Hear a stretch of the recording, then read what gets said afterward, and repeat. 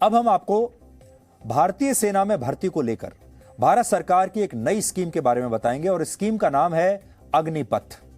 इस नई योजना के तहत अब 17.5 साल से लेकर 21 साल तक के युवाओं को सिर्फ 4 साल के लिए सेना में भर्ती किया जाएगा और इन्हें अग्निवीर का नाम दिया जाएगा।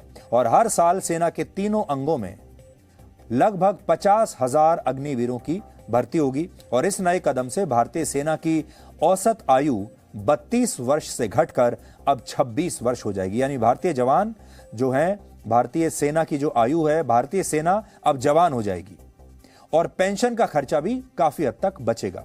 यानी इसमें आधुनिकीकरण भी है और पैसे की बचत भी है। इस योजना को हम आपको 5 पॉइंट्स में समझाएंगे और आप चाहें तो यह जानकारी नोट कर सकते हैं क्योंकि यह बहुत महत्वपूर्ण है। पहला पॉइंट, यह योजना तीनों सेनाओं की भर्तियों पर लागू होगी, यानी नेवी, एयरफोर्स और भारतीय सेना। और इसमें ऑफिसर रैंक से नीचे के जो पद होते हैं उन पर भर्तियां की जाएंगी। यानी सेना में जो नॉन कमीशन्ड रैंक होती हैं, ये भर्तियां उन पदों के लिए है, ऑफिसर से नीचे के पदों के लिए। दूसरा पॉइंट यह है कि 17.5 साल से लेकर 21 साल तक के युवा इन भर्तियों के लिए आवेदन कर सकेंगे और इस प्रक्रिया के दौरान जिन युवाओं का चयन होगा वो सिर्फ 4 साल तक भारतीय सेना में अपनी सेवाएं देंगे। यानी सेना में अब जो नौकरी होगी वो सिर्फ 4 वर्षों की होगी और इन 4 वर्षों में शुरुआत के 6 महीने उन्हें ट्रेनिंग दी जाएगी और बाकी के 3.5 साल वो सेना में अलग अलग पदों पर और अलग अलग जगहों पर अपनी जिम्मेदारी निभाएंगे। और जब 4 वर्ष पूरे हो जाएंगे तो इन सैनिकों को रिटायर कर दिया जाएगा। हालांकि सरकार ने यह भी कहा है कि वो सभी सैनिकों को रिटायर नहीं करेगी। हर बैच में 25% सैनिकों को 4 साल के बाद भी सेना में रहकर देश के लिए काम करने का मौका दिया जाएगा। यानी 25% जो सैनिक हैं उन्हें रिटेन कर लिया जाएगा। और आप इसे ऐसे समझिए कि अगर सरकार ने एक बैच में 20,000 सैनिकों की भर्ती की है तो 4 साल के बाद इन 20,000 में से 5,000 सैनिक 4 साल के बाद भी सेना में जारी रखेंगे अपनी सेवाओं को, सेना में रह पाएंगे, उनकी नौकरी बची रहेगी, जबकि 15,000 सैनिक 4 साल के बाद रिटायर हो जाएंगे।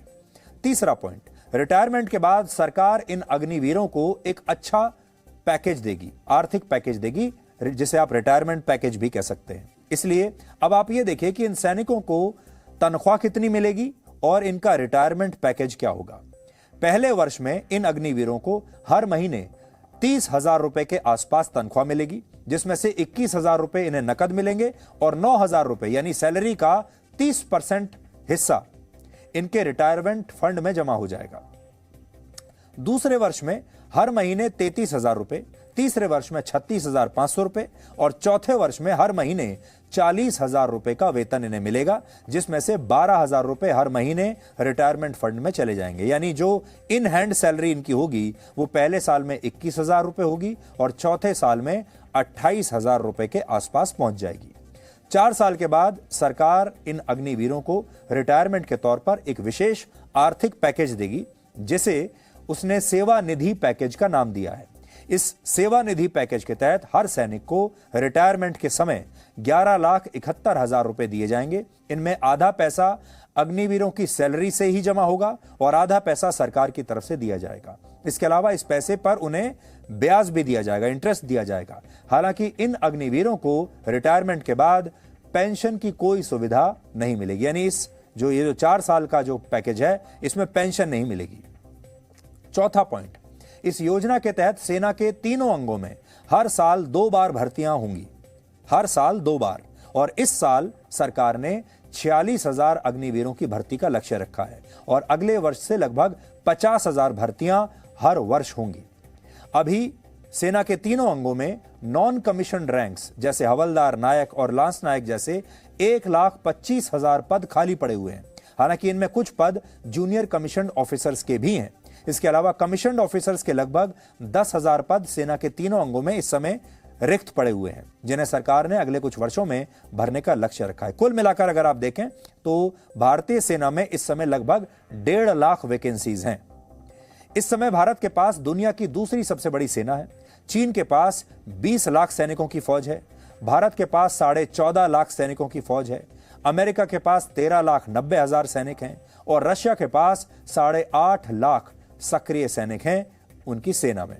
सरकार ने यह भी कहा है कि वो इन अग्निवीरों को एक खास सर्टिफिकेट भी देगी, जिसके आधार पर उन्हें अपना कारोबार, अपना बिजनेस, अपना काम शुरू करने के लिए बैंकों से बहुत आसान शर्तों पर लोन भी मिल जाएगा, अगर वो इस सर्टिफिकेट को दिखाएंगे।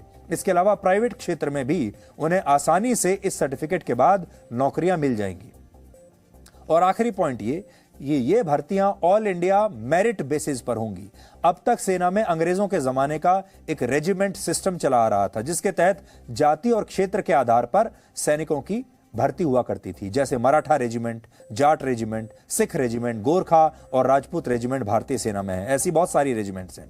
अब तक इन रेजिमेंट्स में भर्ती के लिए जाति और क्षेत्र को महत्व दिया जाता था, लेकिन अब यह बंद हो जाएगा।